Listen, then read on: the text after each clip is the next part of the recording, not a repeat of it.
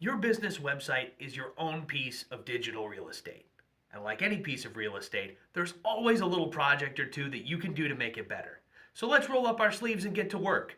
It's your website home improvement tip from Super Web Pros. Today's tip, make your content skimmable. Your website is going to have a lot of really good information on it. People are interested in what you have to say, but it's not the great American novel. No one's going to sit back and read just chunks and chunks of blocks of text. You need to make sure that your web content is easily skimmable for the main points. So be sure to use headers and break things down into small paragraphs that are easy to read, because the more you can make your content easy to skim, the easier it's going to be for your visitors to find what's relevant for them. Thanks for watching. If you enjoyed this video, please subscribe to this channel and our blog for more useful tips.